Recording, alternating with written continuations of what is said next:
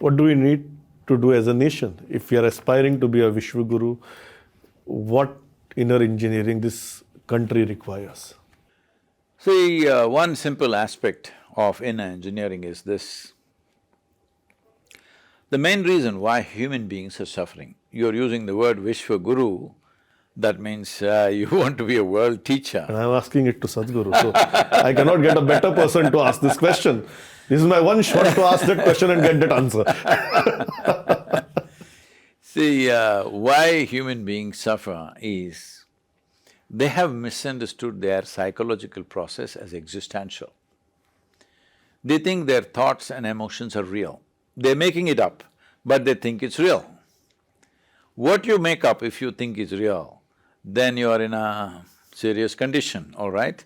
Unfortunately, too many people are in that condition, so they've made that the norm in the society.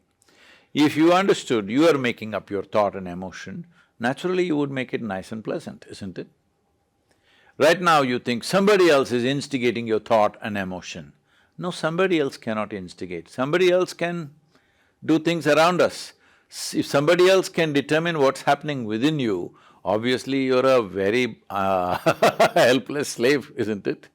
So if this slavery, if we get rid of, which is what this culture is entirely about, we are always… see, we never talked about going to heaven, we never talked about gods, we always said your life is your karma. This means your life is 100% your responsibility. This is not that kind of a culture where there is one man sitting up there and manages your life. Unfortunately, we are moving in that direction now in competition with other philosophies in the world. But essentially, this culture always told you, your life is your karma. That means your life is your making.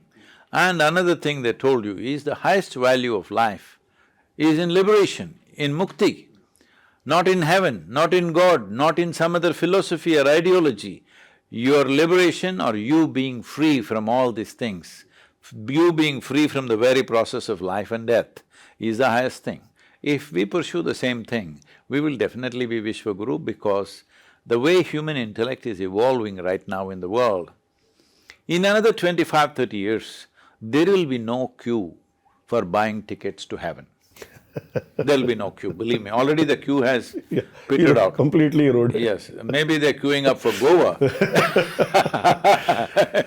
And this very idea, there is a better place to live somewhere else than this, is a crime in my opinion, because this idea that this is not the place to live, there's another place up there where you can live better, this makes us very, callous out here.